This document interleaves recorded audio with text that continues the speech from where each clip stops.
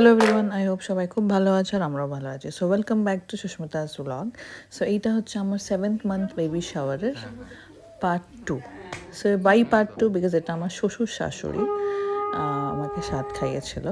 So ওরা এসেছিল Hyderabad 7th November, আর এটা 8 তারিখ আমাকে স্বাদ খাওয়ানো হচ্ছে। সো বেশ সুন্দর করে একটু সেজে গুজে বসেছিলাম, আর ব্যাকগ্রাউন্ড শুভ একটু সাজিয়ে দিয়েছিল। আর এইখানটা আমার শ্বশুর আমাকে স্বাদ খাওয়াচ্ছে, আশীর্বাদ করলেন। আর বেশ এই পুরো ব্যাপারটা বেশ ভালোই লাগে আমার। লাস্ট ব্লগ যারা দেখেছেন হয়তো আমার মা বাবা স্বাদ খাইয়েছিল। সো এখানেও অনেক সুন্দর করে টেবিলটা সাজানো হয়েছে, এফোর্টস দিয়েছে আমার বর, এত সুন্দরভাবে ফুল টুল সাজিয়ে দিয়েছে। আর এবার আমার শ্বশুর আমাকে একটা গিফট দিলেন। এখানে আমার শাশুড়ি মা আমাকে আবার স্বাদ খাওয়াচ্ছেন এখানটায়। আর শাশুড়ি মাও আমার অনেকগুলো মাসি শাশুড়ি আছে, ওনার দিক দিয়ে উনি স্বাদ খাওয়ালেন, কাকি শাশুড়ির দিক দিয়েও স্বাদ খাওয়ালেন। যারা সবাই হায়দ্রাবাদে অবভিয়াসলি আসতে পারেনি। কলকাতা হলে এটা একটা আলাদা ব্যাপার হতো, একটা অন্যরকম সেলিব্রেশন হতো, যেহেতু অনেক লোকে ইজিলি বাড়ি আসতে পারে, যেহেতু ডিস্টেন্স খুব বেশি দূরে নয়। কিন্তু এটা তো অনেকটাই দূর। এই ব্লগটা দিতে আমার বেশ অনেকটাই সময় লেগে গেল, কেন কি আমি মানে সামহাও আমি এডিট করছিলাম, কিন্তু প্রতিবারই কমপ্লিট হচ্ছিল না।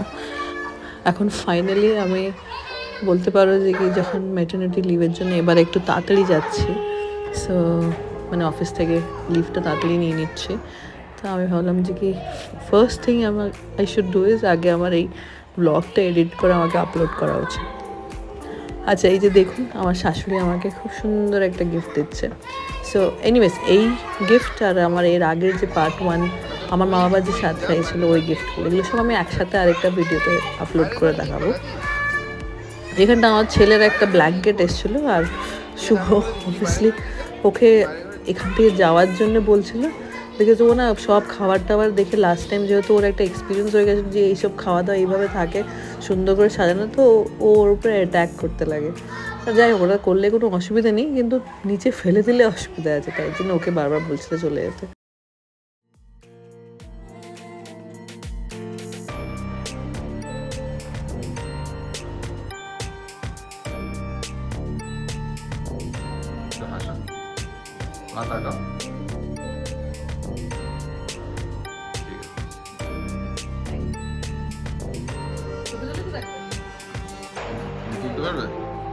তুমি কাকিমার দিকটাও করে দাও।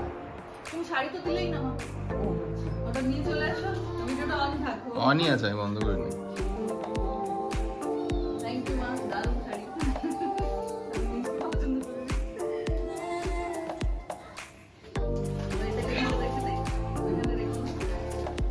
দেখো পরে এফোর্ট করে।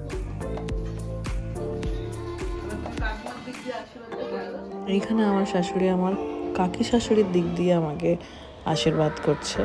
সো ওইটা আমি হাতে নিলাম এখানে।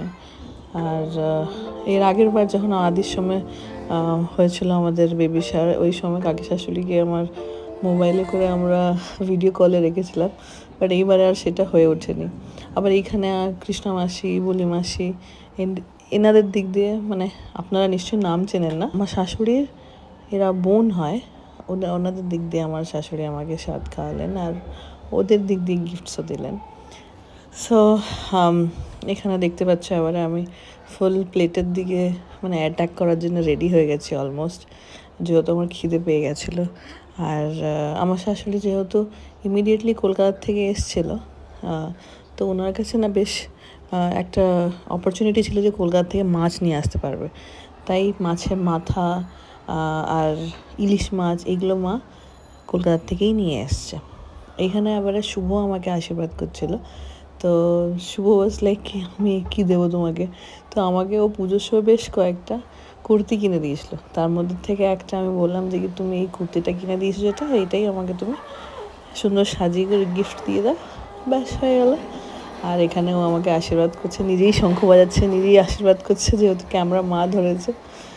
আর এখানে যে শাড়িটাও আমি পরে রয়েছি, এই শাড়িটা শুভ আমাকে পুজোতে দিয়েছিল।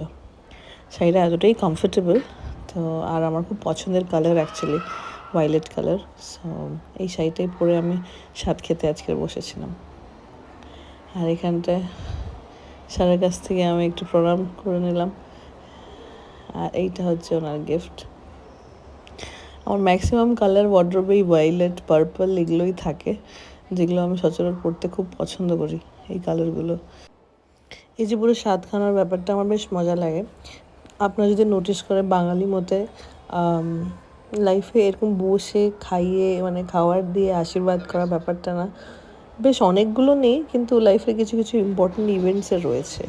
সেটা হচ্ছে যেমন আপনি দেখুন, যখন বাচ্চা প্রথমবার জন্ম হওয়ার সঙ্গে সঙ্গে তখন সবাই যখন দেখতে আসে, তখন বলতে পারো তখন খাওয়ার সাজিয়ে দেওয়া হয় না, অন্নপ্রাশনের দিন খাওয়ার সাজিয়ে দেওয়া হয়, কিন্তু তখনও লোকে সবাই আশীর্বাদ করে। অন্নপ্রাশনের দিনেও আশীর্বাদ করে, তারপরে এরকম খাওয়ার সাজিয়ে দেওয়া হয়, তারপর ফার্স্ট জন্মদিনে এরকম খাওয়ার সাজিয়ে দিয়ে এসে আশীর্বাদ করা হয়। তারপর জন্মদিন প্রতিবার করলে হয়, কিন্তু যেমন আমার লাইফে যেহেতু আমি বাইরে বাইরে থেকেছি, মা বাবা ছাড়া আর বেশি কেউ থাকতোই না, আর সবসময়ও এইভাবে সাজিয়ে দেওয়া এতগুলো পদ রান্না করাও পসিবল নয়। তারপরে আসে নেক্সট, যখন বিয়ে হয়, বিয়ের জন্য যখন আইবুড়ো ভাত খাওয়ানো হয়, তখন এইভাবে সুন্দর করে সাজিয়ে দেওয়া হয় আর আশীর্বাদ করা হয়। আর বিয়ের পরে যখন ভাত কাপড় হয়, মানে ভাত কাপড় বলতে গেলে বউ ভাত, যেটা এইভাবে সাজিয়ে তখন তো আর একা নয়, কিন্তু জোড়ায় হয়। মানে এই যে এক একটা অনুষ্ঠান আছে, আবার বলতে পারো তারপরে ডাইরেক্ট এই স্বাদের দিন হয়, যখন সবাই এত সুন্দর করে সাজিয়ে দেয় আর এত মন দিয়ে ভালোবেসে আশীর্বাদ করে। তো এইখানে এত কিছু রান্না করা হয়েছিল, আমার মা মানে আমার শাশুড়ি রান্না করেছেন।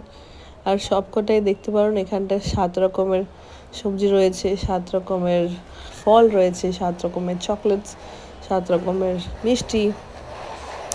বাই দ্য ওয়ে 7 রকমের চকলেটস আর শাড়ি আর আলতা সিঁদুর, এটা আমার কাকি শাশুড়ি দিয়েছে, মেনশন করে দিলাম। ওই দিনের তোলা কিছু ছবি আপলোড করলাম। Don't forget to like, share and subscribe. Thanks for watching.